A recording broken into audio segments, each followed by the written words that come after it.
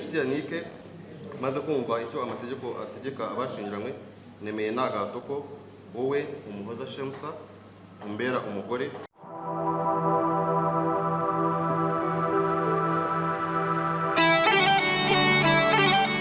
Umugoroba mwiza kuri mwese abakunzi ba Rwanda Today aho muherereye hose, abatwumvira mu Rwanda, abatwumvira mu mahanga, mwese tubahaye ikaze. Reka rero muri aka kanya nkubwire ko inkuru igezweho mu murwa, inkuru iri guca ibintu kurusha izindi zose mu myidagaduro ya hano mu Rwanda, ari inkuru y'uwitwa Kiramani rero uyu nguyu muramuzi cyane muri filime zitandukanye no muri comedy zitandukanye, ngira ngo numwe mu bafashe ibendera muri sinema nyarwanda, yaba muri filime zisanzwe ndetse no muri comedy. Kuri inshuro rero inkuru ihari nuko Kiramani yamaze kuba asezerana n'umugore we Shamsa Umuhoza, bakaba bamaze gusezerana imbere y'amategeko. Ni umuhango wabereye mu murenge wa Nyarugenge hano mu mujyi wa Kigali. Hakaba rero byari ibirori byiza cyane, byari byitabiriwe n'ibyamamare bitandukanye nk'uko muri kugenda mubibona ku mafoto, by'umwihariko timu ya Kiramani yose yari ihari. Ibyamamare nka Dogiteri Nsabi, bitwa ba Nyambo Jessica, witwa Aisha nawe yari yabukereye cyane, Mitsutsu yari ahari, ngira ngo nateremo n'akajisho mbona n'uwitwa Alphonsine nawe yari ahari kabisa, yari yabukereye, ndetse n'ibindi byamamare byinshi bitandukanye byari byitabiriye ibi birori, cyo kimwe n'inshuti n'imiryango. Ni ibirori rero byari byiza cyane. Uyu mukunzi wa Kiramani mwibutse ko ari umugore we, bamaze igihe kinini babana, ngira ngo bafitanye n'urubyaro. History yabo nigeze kuyigarukaho mu cyegeranyo nigeze kubakorera mu mezi nk'atanu ashize cyavugaga kuri Kiramani. Icyo cyegeranyo rero cyagarutse no ku rukundo rwe n'uyu mugore we Shamsa, akaba ari inkuru yabo y'urukundo yari ibabaje cyane, iteye agahinda, birimo kuntu bakundanye kuva kera. Kiramani ari umukene cyane, uyu mukobwa nawe akiri mutoya mu by'ukuri mu myaka, bakaza kugira gutya bakagira uko bigenza bagakubagana. Kiramani akaba mutwitse inda, uyu mukobwa agatwita. Nyuma yo gutwita rero byabaye ibibazo bikomeye cyane muri famiye ye, kuko baramwirukanye, niba ariko nabyita, gusa niko yabisobanuye. Bamusaba nyine gusanga umugabo we Kiramani nawe icyo gihe yari amerewe nabi mu bushomeri, mu bukene bukomeye, ariko yemera kwihangana aramutunga. Baca mu buzima bugoye, bubi cyane, ariko bumwe bubi cyane bushoboka. Rumva bari bakina abana batoya, ariko finally biza kurangira Kiramani akoze cyane, birangira nyine ageze uyu munsi aho ari umugabo mu rugo, ari umukinnyi wa filime w'agatangaza, umwe mu bakomeye kandi bakunzwe hano mu Rwanda. Kuri inshuro rero urukundo rwabo rukaba rumaze gutsinda cyangwa se rumaze kuganza no gushora imizi, bakaba bahisemo noneho kubyereka isi yose, bakabana imbere y'amategeko, bemewe, bihawe umugisha n'amategeko. Ngira ngo wenda mu mafoto muri kubibona uburyo byari ibirori byiza cyane. Hanyuma reka mbasigiremo kino cyegeranyo cyariye kigaruka by'umwihariko no ku nkuru y'urukundo rw'aba bombi, mwumve ubuzima butangaje banyuzemo.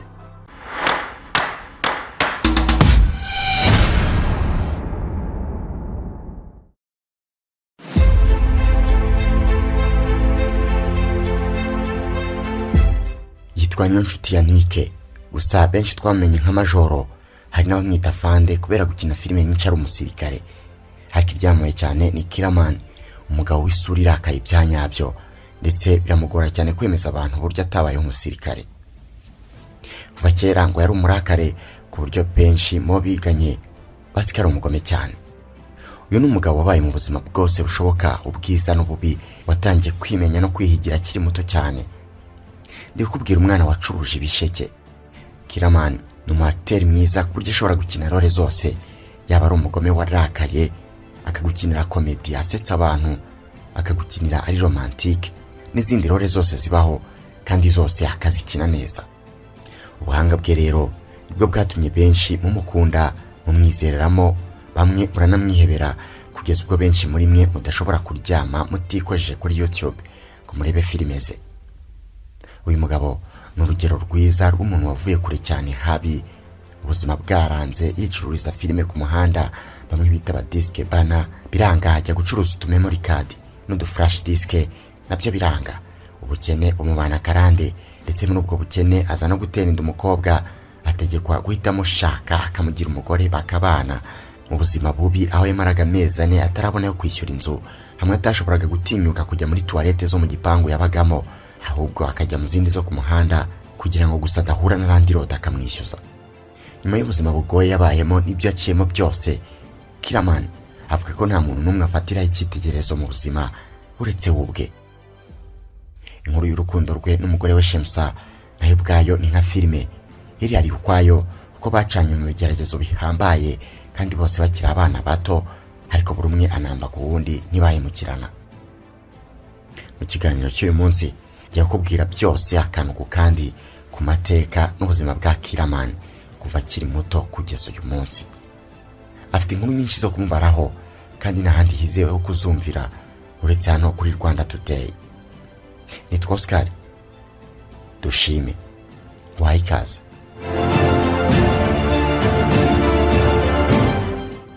Ikaze nanone mu kiganiro cyacu kandi cyanyu. Amazina yose yitwa Niyonshuti Yannick. Uyu ni umukinnyi wa filime na comedy, akaba umwanditsi wazo, director ndetse na producer byose icyarimwe. Si byo gusa kuko uyu Yannick waje kwamamara nka Kiraman, yaje gukura araguka ndetse yagura ibikorwa bye kugeza ubwo uyu munsi afite ikigo cye bwite gitunganya filime kikanazigurisha ku bantu baba bafite amacano ariko badafite ama content yo gucishaho, cyangwa se nanone wa muntu ufite story yiwe ashaka kuzayikinamo filime. Uwo nawe araza akabaganiriza ya story ye, bakayandika bakayidevelopa ubundi bakayikina. Ariko kandi na wa muntu ufite filime ashaka gukora ariko adafite abakinnyi, Kiraman afite abakinnyi be ku giti cye, baramubwira akareba abakinnyi afite na role bashobora gukina, ubundi akamuha abakinnyi akagenda agakora nawe bakamwishyura. Nubwo mu maso no mu myaka akiri muto, ariko nyamara ni umugabo wubatse, umupapa ufite umugore n'abana babiri. Urugendo rwe muri sinema narwo ubwarwo ruratangaje cyane ndetse rwuzuyemo amasomo menshi. Byose bijya gutangira, Kiraman avuga ko byatangiriye mu rugo. Umunyarwanda we yarabyitegereje, niko kugira ati uko byamera kose mwene Samusura avukana isunzu. Uko niko byagenze ko impano yo gukina filime ntago yizanye gutyo gusa, ahubwo buriya Kiraman ngayikomora kuri se.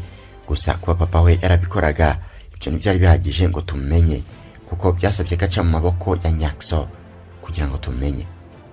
Uti byagenze gute? Ubundi mbere yo kwinjira muri sinema, Kiraman yari mu disque bana. Ni babandi babicaye ku mihanda no ku mabaraza bacuruza amafilime n'indirimbo ku maflash.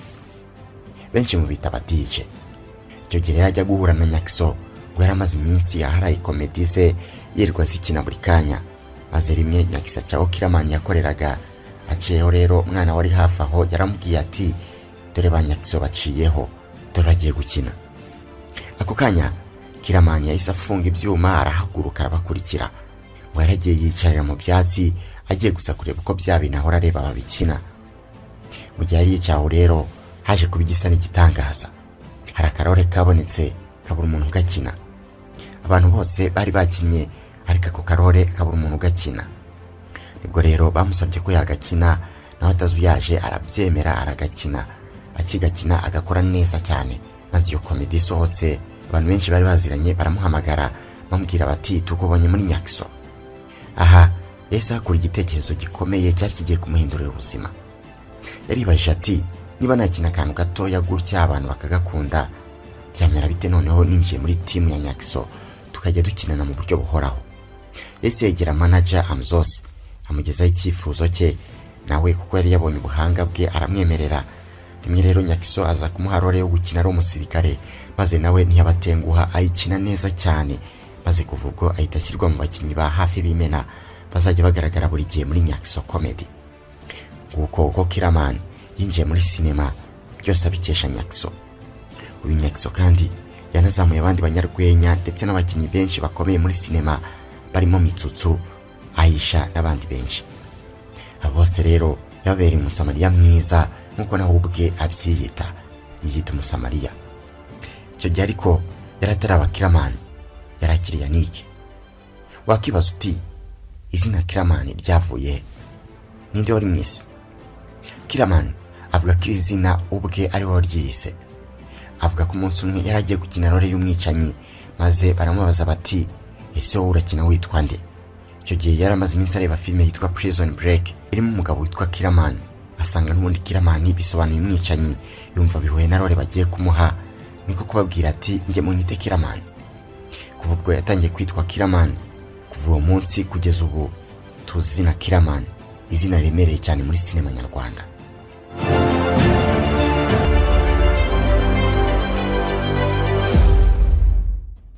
Kiramani yavukiye Nyamirambo mu Biryogo, mu yandi magambo ni umuryogo, ndetse n'ababyeyi be niho bavuka. Impamvu uyu musore yashatse akiri muto, kimwe n'urundi rubyiruko rwinshi, yaje gukubagana agira uko yigenza, aryamana n'umukobwa witwa Shemsa, ariko ntibyamuhiriye ko yisanze yamuteye inda. Icyo gihe yari afite imyaka 28 yonyine. Ubwo byabaye ibibazo bikomeye cyane, iwabo umukobwa birakomera, bamutegeka gusanga umusore wamuteye inda akabavira mu rugo. Mu yandi magambo, Kiramani w'imyaka 22 yaragiye gutunga umugore. Icyo gihe yari umukene wo kubabarirwa, umusore wari ugeze icyo gihe ataratungaho n'ibihumbi 101, aba mu nzu y'ibihumbi 30, ariko nabwo abana n'abandi basore batatu, bakaba mu nzu ari 4. Yumvaga nta buryo bubaho azatunga umugore w'abandi akubaka urugo ngo bishoboke. Icyo gihe rero byaramucanze, aburyo akora aribaza ati ese nihakana inda? Yumva sibyo, atese mubwire ko nzamufashiriza iwabo tutabana. Ibyo nabyo ntibyari gushoboka kuko iwabo bari bamumereye nabi. Yagisha inama inshuti ze, azibwira ko agiye kuzana umugore, zimwamaganira kure, zimubwira ko ibyo bintu atabibasha, batugiye gusara rwose, urabutitunze wowe ubwawe, nurangiza iyo kongeraho imitwaro y'umugore n'umwana. Nyuma yo kumva izo nama zose, kuyikuramo yarabyanze, ahubwo afata umwanzuro wo kuzana umugore we bakabana. Yahise abwira umukobwa ati wowe nta kibazo, inda ndayemera, reka mbanze nshakisha ubuzima, ubundi nite nza ngukura iwanyu. Kiramani mu ishusho y'umugabo nyawe wari wemeye gufata inshingano, yahise atangira kwihiringa, ahita abona akazi ko gukora za air conditioners muri imwe mu nyubako zikomeye hano mu mujyi wa Kigali, atangira gukora. Kundi ruhande, wa mukobwa Shemsa nawe yari yaragerageje gukomeza guhishinda, ariko kera kabaye iwabo baje kubimenya katwite, bahita bamuhambiriza, bamwirukana mu rugo ngo nasangwa yimuteye. Kiramani rero mu gihe yari hejuru muri plafond ari gukora, telefone yarasonnye, aritaba yumva ni Shemsa. Mu marira menshi ati mu rugo baranyirukanye ngo ningusange. Akibyumva, Kira yahise ata umutwe, ubwo na telefone iramucikiragwa, ashatse kuyikurikira ngo ayifate, amanukana nayo, ahananuka hejuru muri plafond no hasi ngo pa. Ubwo bari aho bose barahuruye, baza gutabara ngo barebe ko adapfuye, ariko kubw'amahirwe ntacyo yabaye. Yahise ataha, ubwo umugore abaraje, batangira kubana. Nubutse ko geto yaragiye kubanamo n'umugore we, yari asanzwe yibamo n'abandi bahungu 3. Ubwo umukobwa yaragiye kuba mu basore 4. Agihembwa, yihutiye gufata umugore we barimuka bavaho, bajya mu nzu ya make iciriritse, chambrette y'ibihumbi 25. Icyo gihe umugabo yahembwaga ibihumbi 80. Mu ishusho y'urukundo rwa nyarwo, bari batangiye page nshya y'ubuzima bwabo, umugore n'umugabo, ariko babanye mu buryo bubakwiririye. Icyo gihe rero barahanyanyaje, ariko ubuzima buranga neza, n'ibyo ndo bamugiramo amezi 2 yose. Hagati aho ubwo madamu nawe niko yarakuriwe. Kwa muganga bari baramubwiye ko azabyara mu kwa 7, ariko aza gutungurwa abyara mu kwa 5. No kubyara kwaje mu bihe bibi cyane by'ubukene, kuko ubwo Kiramani nk'umuntu wari wizeye ko umugore azabyara mu kwa 7 kandi yikeneye, yari yateganyije ko imyenda y'umwana ndetse n'ibindi bikoresho umubyeyi wabyaye akenera azabigura mu kwa 6 habura ukwezi kumwe. Ariko kucyo nakwita nk'amahirwe make, yabyaye mu kwa 7. Byumvikane ko umugore we yabyaye nta kintu na kimwe baguze. Yahise ajya kwa muganga afite inote y'ibihumbi 2500, abura icyo akora biramucanga. Ako kanya yahise areba mu ntoki, abona afite telefone, ahita ayifata arayigurisha, bamuhamo ibihumbi 20, ahita agenda aguramo ibigoma n'ibindi bikoresho bike, acyura madamu we amuzana mu rugo. Ubuzima burakomeza. Bakomeje guhanyanyaza, ndetse ubuzima bugera busa n'ubukunze, Kiramani ajya mu kimina aranakiyobora, atangira kubona amafaranga menshi, atangira no kugura ibikoresho byo mu nzu bimugira ahantu heza, nyine ubuzima butangira gusa n'uburyoha. Gusa uwo munezero ni wari ugiye kuramba, kuko muri ibyo bihe nibwo hadutse ibiryabarezi, maze Kiramani aragenda yokamwe no kubikina abimbata yabyo. Udufaranga twose abonye akatujyana mu kiryabarezi, kugeza n'ubwo amafaranga yose y'ikimina yabaga abitse yashoyemo kugeza ashize. Icyo gihe yisanze mu myenda ikomeye, yisanga nyir'inzu amurimo amezi 4, ndetse na cya kimina akigezemo 800. Abonye ko byanze, yabwiye madamu ko ibintu bikomeye, ahita amwohereza i Bugande ajya kubana nyina w'uyu Kiramani, kuko we yari amaze iminsi yimukiyeyo.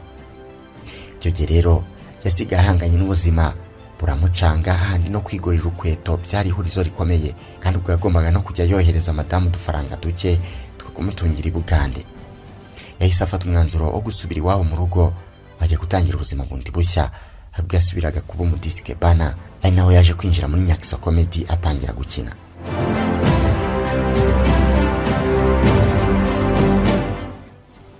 Gusa ariko gukina muri Nyakiso nabyo ntibyari igisubizo kirambye, kuko bakiniraga ubuntu. Yakubise umwaka wose adahembwa. Kiramani yarabirebye, aravuga tundi ariko ibintu niba byanze nari kubona amafaranga, wagerageza nkakora ibyanjye nkareba ko byarya. Icyo gihe yahise atangira gukora, ariko nabwo bibanza kugorana, kuko n'ahandi hose mu ntangiriro bigenda. Ubwo na duke abonye akatwohereza madamu i Bugande. Ubwo madamu nawe yaramaze kurambirwa ku Bugande atabona umugabo we, yahise amushyiraho nyirantarengwa, aramubwira ati nibigera mu kwa 5 utaranyura, nzahita amenya ko utakiri umugabo wanjye. Yakoreye kuri iyo pressure, ariko kubw'amahirwe ahita yandika filime yitwa Majoro, ihita ikundwa cyane, itangira gukubita 500 bya views kuri YouTube. Ku ishene yacaga iyo filime bagomba kumuha 40% y'ibyinjiye. Icyo gihe bahise bamuha miliyoni, agafaranga gatangira kuboneka. Nk'aho ibyo bidahagije, yahise yandika indi filime yitwa Kiramani, nayo irakundwa cyane, iranamamara cyane, kuko ni nayo yatumye tumumenya kuri iryo zina. Kuri YouTube yarebwe cyane kugeza ubwo itangiye gukubita views 6,000,000. Kuri we ntiyabyumvaga uburyo yakora filime ebyiri zikurikiranye zose zigakundwa gutyo. Yifashe nkaho ari Imana yumvise amasengesho ye kugira ngo wa mugore we agaruke. Amafaranga yahise ayabona, ndetse mbere y'uko kwa 5 kugera yahise agarura umugore we mu Rwanda, kuko mu kwa 4 yahise amuzana. Bakomeje kubana, ubuzima buza kuba bwiza, bakomeza kubona n'ibindi biraka byo kwandikira abantu filime bakamwishyura. Nyuma yaho nabwo yaje kugira ikindi gitekerezo cyo gukora content akubita abastar inkoni, nayo iratwika cyane, iramamara ku mbuga nkoranyambaga, bituma izina Kiramani rikomeza gufata ikibanza mu mitima y'Abanyarwanda. Ubwo rero yahise afatiraho, arakora cyane ariko bishoboka, kugeza abaye umustar, arakundwa aranakomera. Yahise ashinga company ikora ibijyanye na filime, haba kuzandika, kuzitunganya, kuzikina n'ibindi nk'ibyo.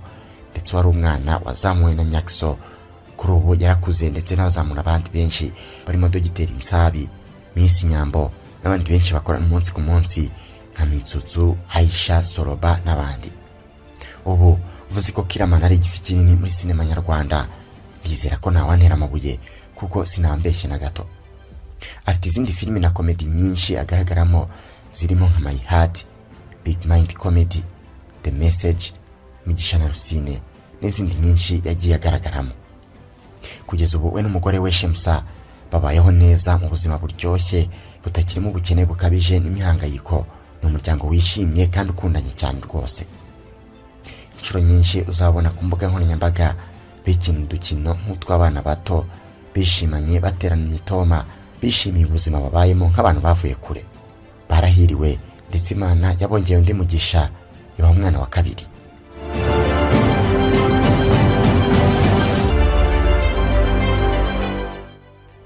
Ngayo nguko ngibyo ibya Kiramani, izina riremereye kandi rikomeye, umugabo wakoze cyane, akabira ibyuya bivanze n'amaraso kugira ngo afatishe uruganda rwa sinema.